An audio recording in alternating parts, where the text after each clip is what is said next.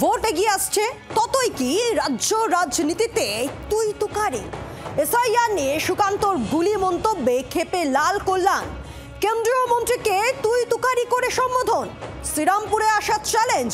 পাল্টা সুর চড়িয়ে সুকান্ত বললেন তিনি কালই যাচ্ছেন কল্যাণের কেন্দ্রে।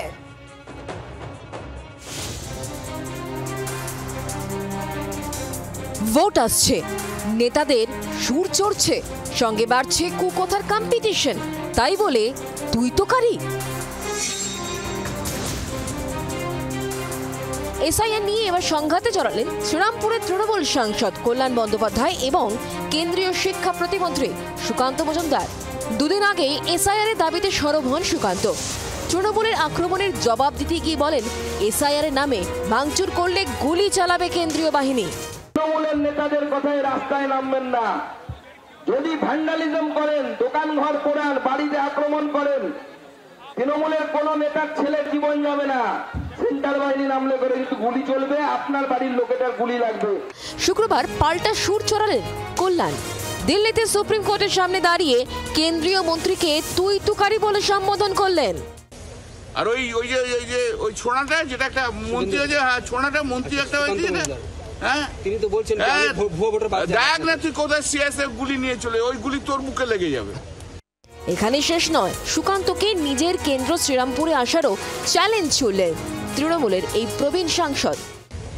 দু চারটে ওই কি জানো সুকান্ত এমনি হাওয়া দিয়ে উড়ে যায়, হাওয়া দিয়ে আমাদের কাছে উড়ে যায়। কোনোদিন মাঠে জীবনে দেখেছেন? যত হচ্ছে ওদের অফিসে বসে আর প্রেসের কাছে আপনাদের কাছে এসে বড় বড় বক্তৃতা। আয় না একবার বক্তৃতা দিতে আমাদের এখানে, আয় তুই শ্রীরামপুরে বলবি, আয় তারপর তুই ঘরে ফিরে এসে করে দেখবো। চুপ করে নেই সুকান্ত, পাল্টা কল্যাণকে বাছাই করা বিশ্লেষণে বিঁধলেন। জানিয়ে দিলেন শ্রীরামপুরে যাওয়ার দিনক্ষণ। সুপ্রিম কোর্টে দাঁড়িয়ে একজন সাংসদ কেন্দ্রীয় মন্ত্রীকে গুলি করে দেওয়ার হুমকি দিচ্ছে। এর থেকে বোঝা যায় মানে মানসিক স্থিতি কি আছে।